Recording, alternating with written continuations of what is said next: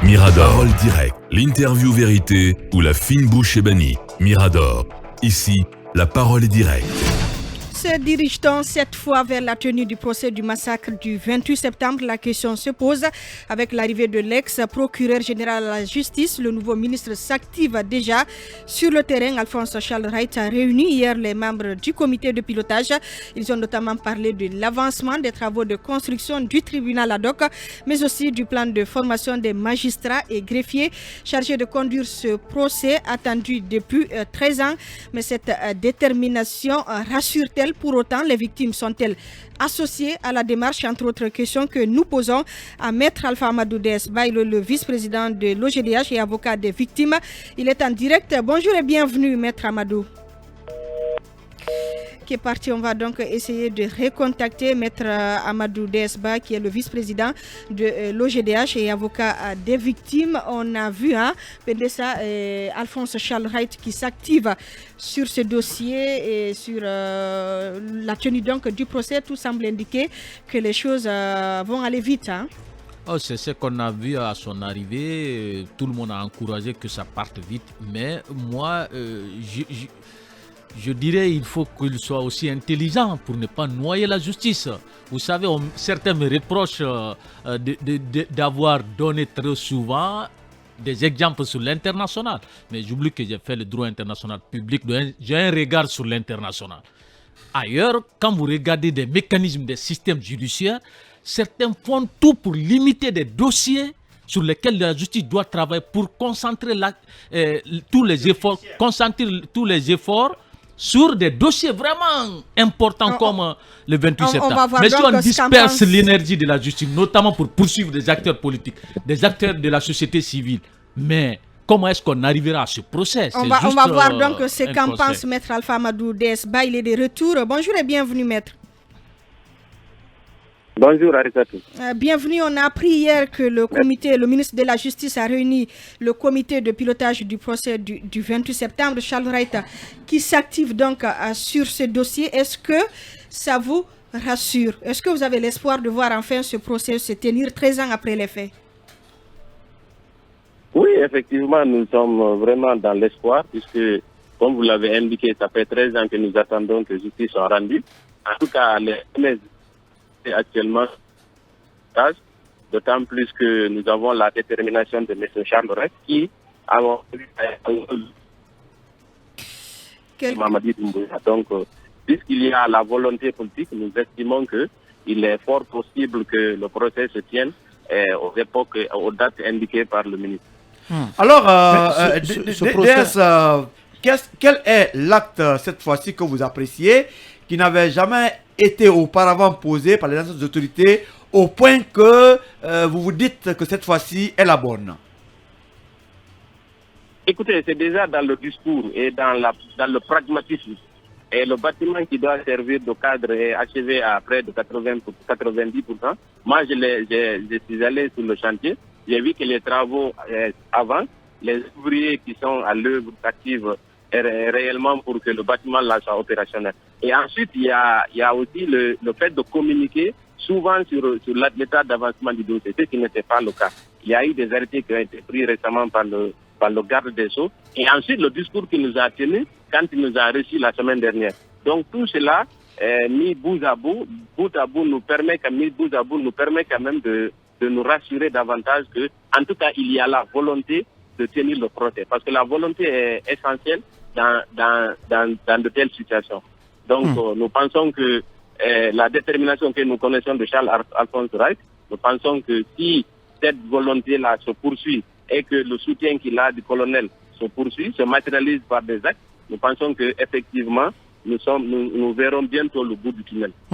Mais Desba, c'est vrai qu'il faut de la volonté, mais la volonté ne suffit pas. Il faut les moyens.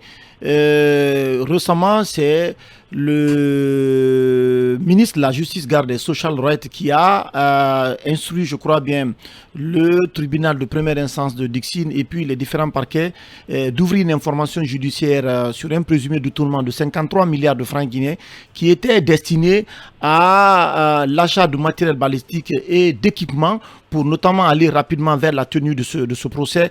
Est-ce que cela ne constitue pas aujourd'hui un sérieux problème, notamment pour l'organisation de ce procès? Écoutez, nous ne voulons pas faire un parallèle entre l'action qui est entreprise par le ministre pour récupérer les fonds qui auraient été détournés. Nous, de notre point de vue, nous pensons qu'il y aura suffisamment les fonds parce que la communauté internationale est déjà au chevet de la Guinée pour la programmation de ce dossier. Ce qui bloquait surtout, c'est parce qu'il n'y avait pas une certaine visibilité par rapport aux actes concrets qui vont être posés au fur et à mesure. Aujourd'hui, je pense que le problème, nous n'avons pas un problème de financement. Le problème que nous avons aujourd'hui, c'est comment organiser. Nous sommes dans la dernière phase de la matérialisation de l'organisation du procès. C'est-à-dire que c'est des actes qui ont été posés concomitamment il y a plusieurs semaines qui vont nous conduire à l'organisation de ce procès. Aujourd'hui, ce qui nous reste, c'est l'achèvement du bâtiment et ensuite que le bâtiment là soit meublé. Pour ce qui est des meubles qui doivent... pour les meubles, il y a déjà une commande. Nous avons déjà rencontré le chef de chantier qui nous l'a confirmé. Donc nous pensons que le fait de poursuivre les détournements présumés n'a rien à voir avec par rapport à l'organisation du procès. Parce que je crois que le gouvernement ne peut pas compter sur la récupération de ces fonds pour financer ce procès. Ce serait vraiment absurde. De notre point de vue, il a suffisamment les moyens pour financer et nous pensons que le procès aura bel et bien lieu. Et mieux, en tout cas... allez-y, oui? Allez-y. Oui, non, ce que nous disons, les poursuites là n'ont pas pour vocation à combler le déficit du financement. En tout cas, ce n'est pas notre lecture de la situation et ça ne devrait pas l'être, puisque on ne peut pas attendre que des résultats soient obtenus par rapport à ces poursuites pour espérer financer le procès. Mais maître, est-ce que vous êtes suffisamment impliqué dans toute cette démarche, notamment la nouvelle démarche de Alphonse Charles Wright?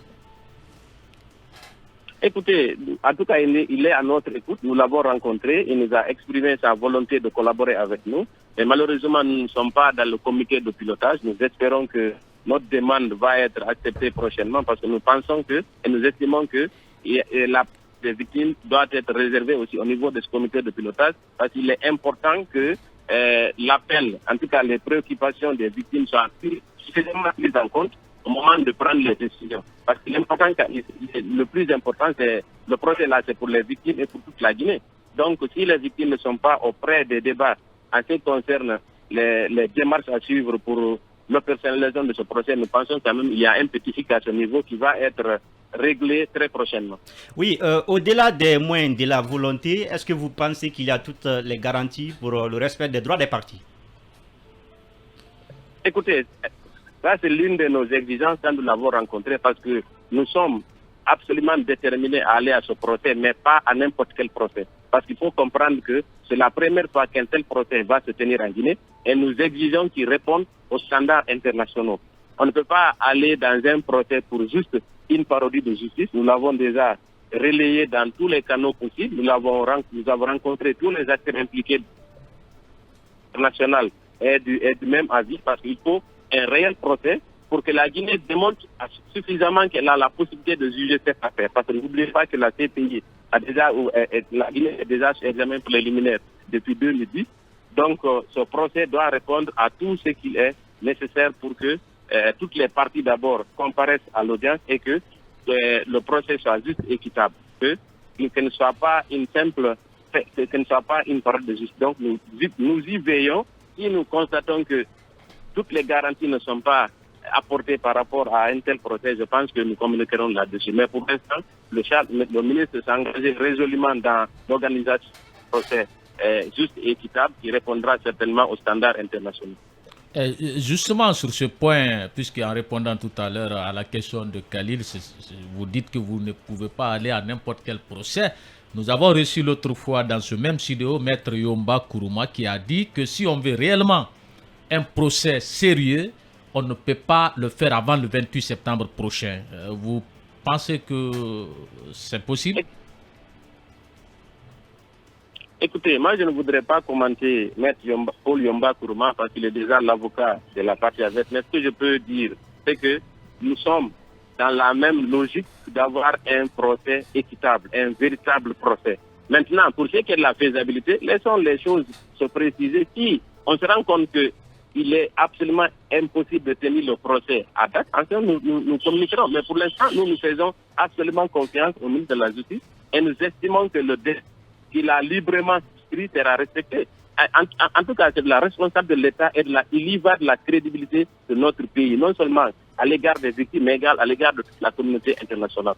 Je ne pense pas que le gouvernement actuel va s'amuser à amuser la galerie comme ça a été le cas du précédent régime. Parlant des attentes, maître, qu'attendent les victimes de ce procès, notamment en termes d'indemnisation? C'est une question qui a été abordée hier au cours de cette réunion du comité de pilotage. Les indemnisations, est-ce que vous en avez parlé avec le ministre?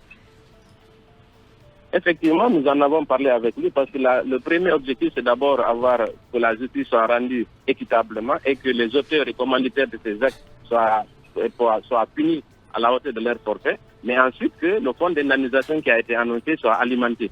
Parce qu'il y a plusieurs victimes d'abord qui sont décédées, ensuite il y en a qui sont dans un état de pauvreté extrême. Il serait important qu'avant même la fin du procès, que certaines victimes soient prises en charge, ne serait-ce que médicalement, afin de les préparer, de les soulager à participer de façon beaucoup plus sereine au procès. Donc c'est une des préoccupations que nous avons exprimées à l'endroit du ministre de la Justice qui nous a écoutés, et nous pensons qu'il est dans cette optique de justement soulager les victimes avant le procès. Donc il y a indemnisation avant justice? Pas possible.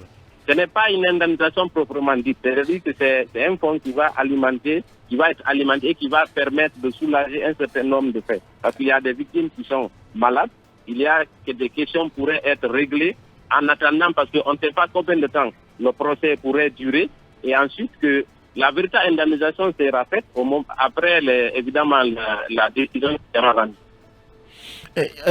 Pour terminer. Oui, on sait que l'instruction est complètement bouclée dans ce dossier. Il y a une commission rogatoire qui a entendu l'ex-capitaine du CNND, Moussa Dadis Kamara, mais il y a des activistes des droits humains, des ONG, qui avaient demandé de rouvrir cette information judiciaire pour que, notamment le général Sekouba Konaté et d'autres personnes soient entendues. Est-ce que vous êtes d'avis avec ces ONG? Écoutez, moi je respecte l'avis de ces ONG, mais je voudrais rappeler que concernant le général Sekouba Konaté, l'information judiciaire n'a pas été poursuivie et il y a un arrêt de la Cour suprême. Je ne voudrais pas entrer dans les détails pour commenter cet état de fait parce que nous, l'objectif in fine, c'était que tous les auteurs et commanditaires de ces actes soient renvoyés devant le tribunal criminel. Aujourd'hui, nous nous concentrons sur les personnes qui ont été renvoyées devant le tribunal criminel pour que ces personnes-là soient jugées. Maintenant, si au moment des débats, des éléments nouveaux apparaissent et qui laissent entendre que telle ou telle personne a participé d'une façon ou d'une autre, il reviendra à la justice de prendre les dispositions. Mais pour l'instant, on ne peut pas retarder indéfiniment ce procès pour soi-disant impliquer telle ou telle personne qui n'a pas été renvoyée. Parce que le tribunal criminel est saisi in rem. C'est-à-dire que c'est l'arrêt de renvoi de la Cour suprême qui a mis fin à tous les recours, qui a définitivement clôturer cette affaire qui saisit le tribunal criminel. Donc, aujourd'hui, c'est les personnes renvoyées devant ce tribunal criminel qui vont être jugées. Maintenant, s'il y a des procédures parallèles qui ont été engagées, nous ne sommes pas au courant. Merci beaucoup à vous, Maître Amadou Desba. Je rappelle que vous êtes vice-président de l'OGDH et avocat des victimes du massacre du 28 septembre. Ce message de Moussa Daraba avant de rendre l'antenne. Bonjour Arissatou, juste une question. Pourquoi les journalistes se rangent du côté des agents si la violence ne venait que de leur côté? Sur les images que nous avons vues, la violence vient de tous les côtés. Qu'on se dise la vérité, le mal est plus profond et pour y remédier, il faut qu'on ait le courage de dénoncé. Il n'y a que la justice pour désigner le ou les coupables. L'État reste le responsable de ce qui arrive puisque la mission de maintien de l'ordre lui incombe. Les gens sont fatigués et se préoccupent plutôt de leur quotidien. Paix à l'âme des victimes. Amen. Voilà donc ce qu'on pouvait dire au compte de cette émission de Mirador de ce samedi. Merci à tous, à l'équipe technique. Ibrahim Assila et Tidiane Kamara. Mirador revient lundi si tout va bien. Très belle journée à tous. Vous avez suivi Mirador, la grande messe de l'investigation journalistique, la plus grande tribune politique de la Guinée. Avec Aboubacar Diallo, Talibé Bari, Mamadou Ouri Diallo, Akoumba Diallo, Kabinet Fofana, Mohamed Kaba, Ibrahima Lincoln Souma, Mamadou Diambalde.